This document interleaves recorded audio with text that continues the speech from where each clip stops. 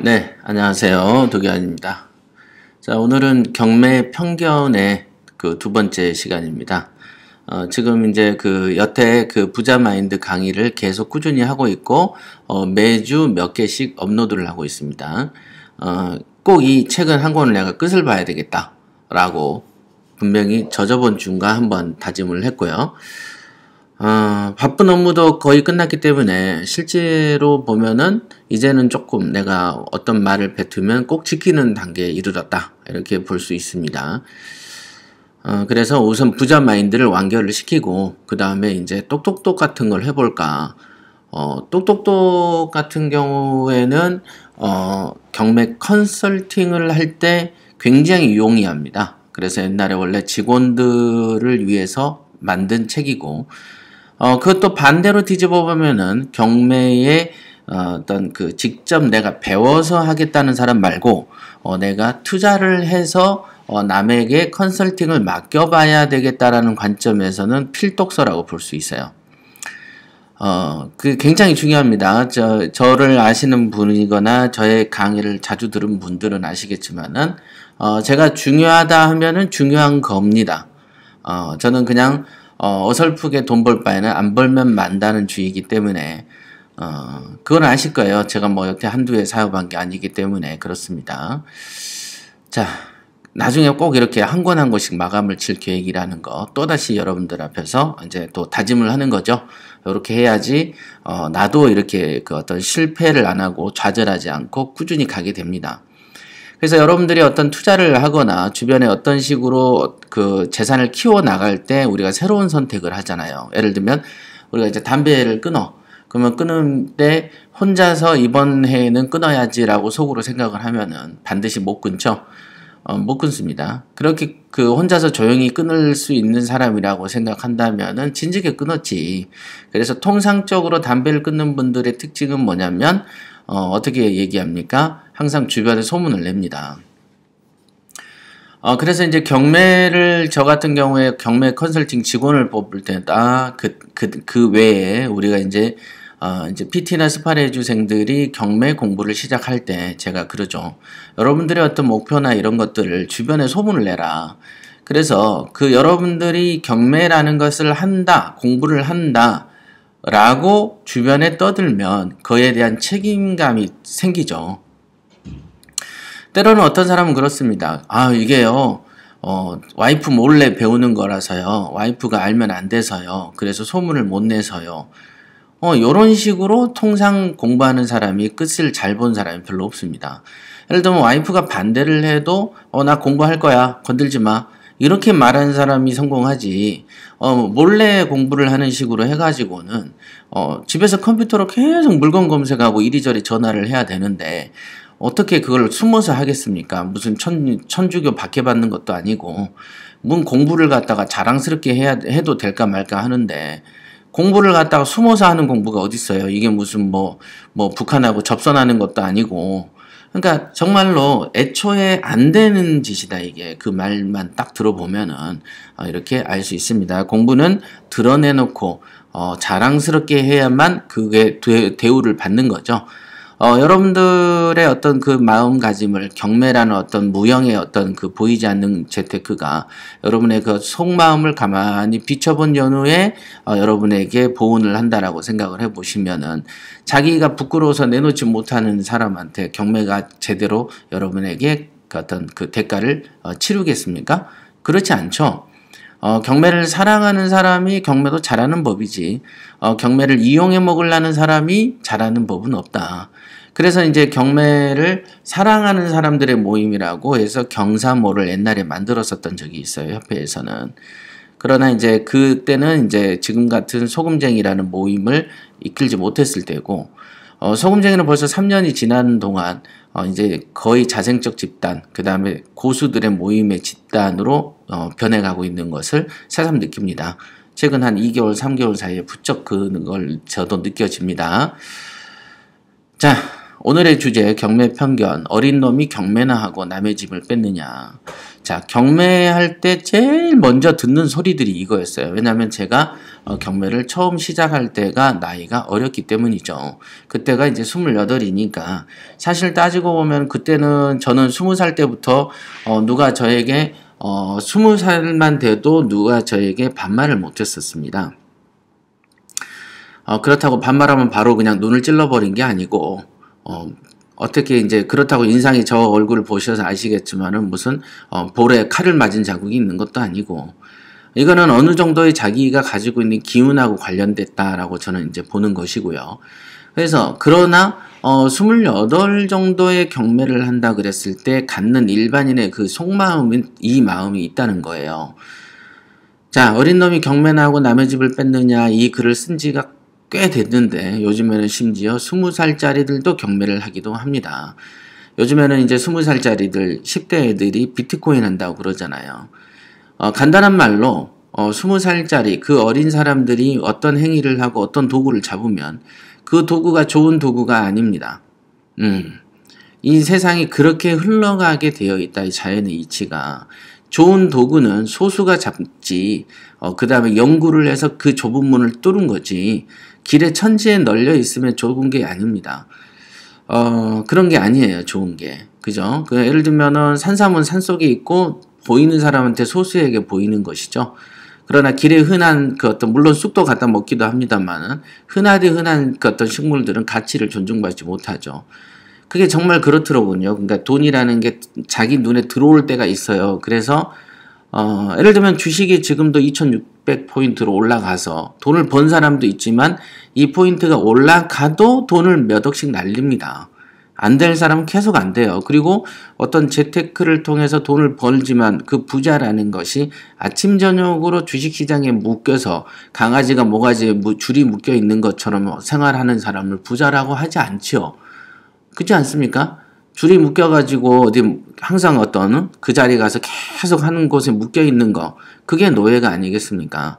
그래서 이제 10중 8구 돈을 번다. 그러면 저도 주식을 바로 할 것 같은데 10중 8구는 돈을 잃고 2, 3 정도가 돈을 번다. 그러면은 생각해 볼 필요가 있죠. 부동산은 경매는 10중 8구 돈을 법니다. 그러니까 그래서 이제 안정성 면이 있기 때문에 이제 투자를 이제 하는 거고, 그래서 늙어서도 판단력이 흐릴 때도 기술을 젊어서 닦아 놓으면 그 기술을 가지고 먹고 살기가 좋기 때문에 기술을 닦아라 이렇게 하는 것이죠. 아이고 힘드네. 자, 읽어보겠습니다. 제가 경매를 시작할 당시에 들었던 말이다. 이게 나이도 어린데 어디 할 게 없어서 경매를 하느냐, 남의 집을 왜 뺐느냐 이런 식의 표현들은 어디 강의를 가서 들어도 항상 하는 소리고, 심지어는 지금도 생각나는데 컨설팅 직원으로 하나 뽑은 사람이 있어요. 그 사람은 컨설팅을 하려고 자기가 직접 두 발로 뚜벅뚜벅 걸어와가지고 자기 지인들의 컨설팅을 하는데 말 그대로 이 명도를 할 때 명도하는 사람의 어떤 명도 대상자의 입장에서 서가지고 자기에게 돈을 주는 컨설팅 고객의 이익에 반하는 짓을 골라서 해서 잘린 사람이 있습니다. 근데 제가 기억에 그 사람은 30 중반이 넘었는데 제가 30 초반일 때 이제 나보다 나이가 많은 사람이죠. 근데 이 사람은 자기한테 돈을 주는 사람한테 충성을 해야 되는데 자기한테 돈을 안 준 사람에게 충성하면서 돈 준 사람을 향해서 욕을 하는 사람이었다. 그러니까 가난할 수밖에 없는 거죠. 그죠? 똥개도 자기한테 밥 주는 사람한테 꼬리를 흔드는 법인데 그런 의식이 없는 사람들이 경매를 하러 들어온다. 제가 왜 부자 마인드라는 책을 30대의 초중반에 썼겠습니까? 그런 사람을 너무 많이 봐서 지금도 이렇게 편견이라고 써놓는 것이 아니겠습니까? 자, 당시나 지금이나 들어볼 가치도 없는 말이다. 경매로 돈을 벌고자 하는 사람의 머릿속에 이런 생각을 가지고 있는 사람이 많다. 의외로. 이런 생각을 전혀 하지 않는 사람들은 이해를 못하겠지만 의외로 묘한 죄의식에 사로잡혀서 적극적인 투자를 하지 못하는 사람들이 많습니다. 간단한 말로 권투선수가 돼가지고 내 주먹에 맞아가지고 저 죽어버리면 어떡하지? 라는 생각이 들면 주먹에 힘이 실리지 않죠. 그냥 죽여야지라고 생각해야지 겨우 이제 KO가 되고 이러지 않습니까? 그런데 때리면서 얘 죽으면 어떡해? 아, 얘 때리는 거 나쁜 거 아니야? 라고 생각하면 권투 선수를 안 해야죠. 그죠? 경매라는 것을 굳이 선택해 놓고서는 힘없는 소리만 빽빽 해대는 사람이 되게 많이 있다. 예, 이 얘기를 이제 제가 한 거예요. 이런 말을 언제 들었는가 하면 명도하러 갈 때 처음 들었습니다. 가소롭다는 거지요. 나이도 어린데 경매를 해서 왜 내가 잘 살던 집을 나가라 마라 하느냐는 의사표시를 하는 겁니다.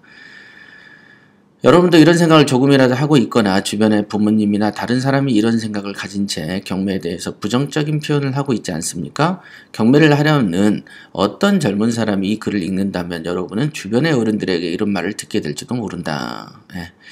젊은 놈이 할 짓이 없어서 경매를 하느냐고 말입니다. 그렇다면 이 말을 과연 어떤 논리적인 근거를 가지고 있을까요?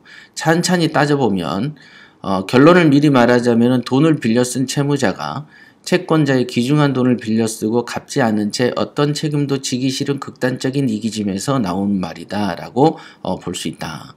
맞습니다. 그러니까 은행에 돈을 빌려다 쓰고 각종 가압류하고 각종 어떤 채권자에게 돈을 땡겼을 때는 행복했는데 그래 아무리 내가 돈을 빌려 쓰고 했지만은 적어도 내 집을 경매 쳐서 나가라고 하는 것은 나쁜 놈이다라는 인식이 있는 거죠. 극히 이기적인 인식이고 그런 사람에게 어떤 동정심은 생기지 않죠. 우리가 거지한테 돈을 줘도 감사합니다라고 말을 하면 그 뿌듯한 게 있는데 돈을 줬는데 더 주라고 떽떽거리고 왜 덜 주냐고 떽떽거리고 왜 현찰로 주지 그러냐 그러고 예를 들면 왜 그 5,000원 10,000원짜리로 주지 왜 동전으로 주냐고 또 뭐라 하면은 돈 주기 싫어지지 않습니까? 이런 행위하고 똑같은 거죠. 돈은 돈대로 쓰고 집은 집대로 가지겠다라는 생각이니까 얼마나 이기적인 생각이 아닐 수 없습니다. 그죠? 법원경매 시장은 필연적으로 외견상 대립구조를 갖고 있다. 그래서 오해가 생기죠. 법원경매 시장이 왜 생겼는지 구성원들 간의 이해관계를 생각해보면 쉽게 이해할 수 있고 덩달아서 경매의 실체를 이해하는 데 도움이 된다.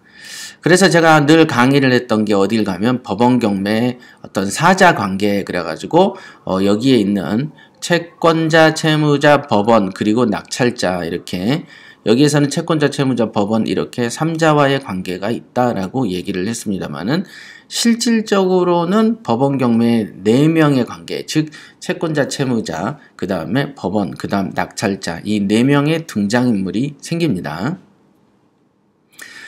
그럼 경매는 어떻게 시작합니까? 네, 최초 시작은 채무자가 채권자에게 돈을 빌려가면서 생기죠. 그죠? 안 빌리면은 경매 칠 일이 별로 없습니다. 안 빌리면. 또는 세금 체납도 한 원인이 될 수 있습니다. 이렇게 돈을 빌리거나 먼저 쓴 돈을 갚지 않는 데서 그 원인이 있다. 그러면 생각을 해보자. 채권자가 먼저 돈을 가져가라고 채무자 통장에 집어넣습니까? 아니면 채무자가 채권자에게 돈을 빌려달라고 합니까? 예, 당연히 채무자가 채권자한테 돈 좀 줘 이렇게 얘기를 하죠. 그러면 채무자는 돈을 빌리면 갚아야 합니까? 빌려 쓴 다음에 갚지 않아도 됩니까? 네, 당연히 갚아야 한다. 그러면 채권자는 돈을 빌려주고 채무자가 갚으면 좋고 갚지 않아도 좋은 사람입니까? 아닙니다. 채권자는 돈을 빌려줄 때 받을 것을 생각하고 빌려줍니다. 당연한 말이죠. 그럼 채권자가 힘이 센 사람입니까? 채무자가 힘이 센 사람입니까? 당연히 채권자인 개인과 은행, 회사, 국가가 힘이 셀 것이다. 조선시대에는 어땠습니까? 채무자가 돈을 갚지 않으면 자식이나 마누라를 잡아다가 노역을 시키거나 인신매매를 합니다. 뭐 때리기도 하죠. 그 다음에 독촉 전화를 합니다. 그래서 채권자가 채무자를 괴롭히죠. 카드 회사들이 얼마나 괴롭힙니까? 전화해서 아침 저녁으로 들볶지 않습니까? 그죠? 자, 그럼 국가 입장에서 보시죠. 국가 입장에서는 채권자가 채무자에게 돈을 빌려주고 떼이는 것을 방관할 수 있을까요? 그렇게 된다면 아마도 과거 IMF 때 부도난 은행들에게 국민의 돈으로 지원해 준 것처럼 또 국민의 혈세가 지원될 수도 있다. 그죠? 은행이 망하면은 국민의 돈으로 국민의 혈세로 은행을 살려줍니다. 그죠? 그러니까 세상 편한 직업이죠. 그러니까 개인들 여러분들이 뭐 치킨집마다 망하면 국가는 만 원도 안 도와주지만 여러분들이 이제 대기업 삼성이나 LG쯤 운영하다 망하려고 그러면은 국가가 막 1조, 2조씩 줘서 살려주지 않습니까? 엄청난 거죠. 그러니까 외국에서는 하는 말이 그거예요. 왜 국가가 기업을 살려주냐? 후진적이다. 그런데 한국은 안 그러죠. 국민들이 무지해가지고 야 삼성이 무너지면 국가가 살겠냐 이런 말도 안 되는 소리를 해대는 거죠.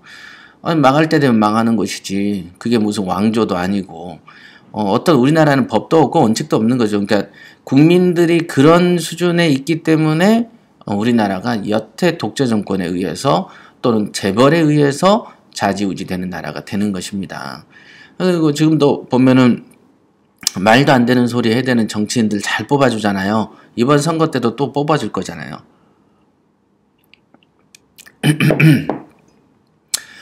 자, 결국은 국민이 똑똑해야 되는 거죠. 즉 국가는 채권자가 채무자에게 빌려준 돈을 제때 받을 수 있도록 법적 장치를 마련하기 위해서 노력을 할 것이다. 국가가 가진 자의 채권자의 편만 들어주는 것인가요?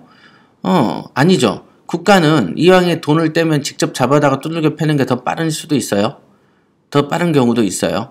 그러나 국가가 채권자의 돈을 신속하게 받아줄 어떤 장치를 마련하는 것은 오직 채권자들만을 위한 게 아니고 채무자를 위한 것이다. 왜냐하면 채권자가 채무자에게 하는 어떤 사적인 복수나 불법 추식 행위들로 인해서 인권이 다치거나 하지 않습니까? 그렇게 하다 보니까 채무자들이 굉장히 불리한 지위에 있기 때문에 국가는 채권자를 행위를 통제함으로써 채무자를 보호하고 대신 채권자에게 자신의 분노와 또는 채권을 회수할 수 있는 통로를 마련해 주는 것이죠. 그것이 뭡니까? 경매라는 것이죠. 그런 느낌이다 이게. 그래서 채권자, 채무자, 낙찰자, 법원 이 네 군데의 어떤 그 구성 요소가 있는데 간단한 말로 국가는 채권자가 채무자에게 돈을 잘 받아주는 게 좋습니다. 주로 채권자는 은행이고 은행에 어떤 지분을 투자하는 것은 국민연금이 굉장히 많이 차지하죠. 그래서 국가의 돈이 들어가 있는 은행 입장에서 은행이 망하는 것보다는 흥하는 게 국가 입장에서는 좋은 일이고 그러면 은행이 빌려준 돈을 즉각 받기 위해서 법으로 만든 게 법원경매 시장인 것이고 이 법원경매 시장에서 종사하는 공무원들 입장에서는 어떻습니까? 이왕이면은 법원의 공무원 입장에서는 빨리 낙찰받아가 버리는 게 좋은 일 아니겠습니까? 그래야지 아무래도 행정일이 좀 적어지지 않습니까? 자, 그 다음에 또 낙찰자 입장에서는 어떻습니까? 낙찰자 입장에서는 높게 받으면 손해죠. 낮게 받으면 이익인데 실제로 채권자 입장에서는 물건이 높게 팔리면 자기가 돈을 회수하기가 좋아서 좋고 채무자나 소유자 입장에서는 자기의 부동산이 높게 팔리면 자기가 빚을 다 갚고 남은 돈이 있으면 돌려받아서 좋고 그죠? 어떤 사람은 채권 경매를 통해서 채무자가 다 빚을 못 갚으면 빚이 탕감되는 줄 아는 분도 계시는데요. 탕감되는 게 아니고 그 빚은 계속 남아서 채무자에게 유전이 됩니다. 그렇기 때문에 이왕에 경매를 당하는 채무자 입장에서는 그 집이 빨리 높은 가격에 팔리는 게 좋습니다. 여기서 빨리라고 말하는 이유는 뭡니까? 네, 한 번이라도 유찰 안 되고 붙어야지 높은 가격에 팔리기 때문에 그렇습니다. 그죠? 그러니까 빨리 팔리는 게 좋은 거다. 채무자도 소유자도 채권자도 법원도. 자, 그런데 오직 낙찰자만 늦게 팔리면 좋은 일이죠. 그래야지 싸게 사니까. 그러니까 그래서 그 법원 입장에서는 빨리 팔기 위해서 하는 게 뭡니까? 신문에 공고를 내는 것입니다. 와서 좀 소문을 내는 거죠. 와서 좀 사라. 이렇게. 자, 요렇게 네 군데가 다 좋은 게 경매다. 특히 채무자에게 제일 좋은 게 경매죠. 안 그러면 얼마든지 들볶이는 거죠. 돈을 도대체 받아가서 회수할 길이 없기 때문에 그렇습니다. 요 밑에 있는 경매 시장은 필수 시장이다. 요거가 지금 같은 내용인데 여기까지 한번 읽어보고 이번 강의를 마칠게요. 자, 경매 시장은 필수적 시장인데 예를 들면 시세가 3억인 부동산에 은행의 근저당이 1억 5천이고 가압류도 3천이다. 체납도 500이라고 생각하면 이런 경우를 3억짜리를 좀 더 저렴한 가격에 판매를 한 후 빚을 갚으면 되겠네라는 생각을 할 수 있습니다만은 실제로는 압류, 가압류가 있거나 경매가 진행된다는 말만 들어도 공인중개업소에서는 물건으로 취급하지도 않습니다. 그리고 집을 사려는 매수자도 이렇게 지저분한 물건은 사지 않습니다. 복잡한 걸 왜 삽니까? 문제 있는 집이라고 생각하겠죠? 자, 은행에서 돈을 빌려주고 돈 받을 때는 이왕이면 중개업소에서 팔 때까지 조금 더 기다려서 원금을 받으면 되지 무슨 억하심정으로 굳이 경매까지 칠 필요가 있냐고 생각할 수도 있으나 현실은 일반 매매 시장에서 유통이 자체가 안 된다는 것이죠. 그래서 국가가 법까지 제정하고 수많은 공무원들이 경매 업무에 종사하는 거 아니겠느냐 이렇게. 그래서 정리를 하자면 법원 경매 시장은 돈을 빌려주는 채권자 입장에서나 독촉을 받는 채무자 입장에서나 이를 중재로서는 국가 입장에서나 꼭 필요한 시장이고 긍정적 시장이다. 경매는 사적인 복수를 위해서 채무자를 괴롭히기 위해서 생기지 않았습니다. 그럴 거를 무슨 국회의원이 여러분들의 대표하는 국회의원이 법으로 제정을 해가지고 경매시장을 만들겠습니까? 그렇게 악하고 안 좋은 것을. 그러니까 사실상 생각만 조금 있는 사람이라면은 법으로 진행된다는 것만으로도 악하다, 나쁘다라는 관점이 없어야 되는 것이죠. 그러나 이제 그런 생각을 갖는 사람들이 있는데 그런 생각을 갖는 사람들은 무지에서 나오는 것이다 라고 보실 수 있다. 예, 이렇게 정리할 수 있습니다. 물론 이제 경매를 배워가지고 제가 옛날에 몇 년 전에 그 최고위 과정 가르치는 학생 중에 그 사람은 경매를 엄청나게 배웠습니다. 물론 그 전에 뭘 했냐면 금매로만 샀어요. 금매로만 막 20채를 넘게 샀대. 30채인가 20채인가. 근데 이제 금매로 사다 보니까 경매보다는 수익률이 떨어지다는 걸 알게 된 거예요. 그래가지고 경매를 공부했어요. 그러더니 경매로 검색된 물건을 조사해서 그 경매로 판매하는 물건을 소유자를 만나서 금매로 사더군요. 그러더라고요. 자, 그래서 제가 뭐라고 했냐면 경매를 배워도 금매를 하네. 그래서 내가 뭐라고 하더라? 급경매라고 했나? 금매를 안 사고 급경매를 산다. 이렇게 이제 약간 놀리는 듯한 느낌으로 꾸짖은 적이 있습니다만은 일단은 어떤 그런 게 있습니다. 어떤 거라고 표현해야 되나? 우리가 이제 그 검으로 비교하면 운동을 안 하신 분들은 잘 모를 건데 여러분들이 검은 펜싱 같은 거예요. 양날로 되어 있고 뾰족합니다. 그죠? 그래서 검은 주로 검 초식이 찌르는 걸로 많이 나옵니다. 그러나 이제 우리나라는 이 무술이 역사가 짧고 이해도가 떨어지다 보니까 손에 검을 들고서는 찌르지 않고 막 도처럼 휘두릅니다. 도. 우리가 검도 하는 일본 검도 있죠. 거기는 그 날이 한쪽 날이잖아요. 그걸 도라고 그럽니다. 그래서 일본 검도는 보면 찌르는 거가 극히 적은 초식이고 나머지는 거의 다 베는 거죠. 베다 보니까 액션이 큽니다. 그러나 찌르는 것은 액션이 되게 작죠. 그래서 이제 우리나라는 희한한 게 액션 영화를 보면 검을 들고 막 도처럼 막 휘두르는데 그 짱깨 영화 같은 데 보면은 그 무술에 대한 이해도가 높기 때문에 검을 들고 찌르는 초식이 좀 많이 있습니다. 그런 차이가 있어요. 그래서 뭔 말이냐면 어떤 그 도구를 착각한다. 도구를. 경매라는 거를 배우면은 어찌됐든 싸게 사는 도매시장이기 때문에 경매를 하던 도중에 금매를 살 수는 있습니다. 그죠? 이 방법 저 방법 중에 돈을 더 버는 거를 선택하는 것은 맞습니다. 그러나 그거가 경매라는 게 경제에 이르지 않는 자가 그런 도구 그런 어떤 각을 쓰면은 그런 방법을 선호하면은 경매의 깊이가 없어지죠. 그러면 경매를 안 배운 거와 진배 없이 된다.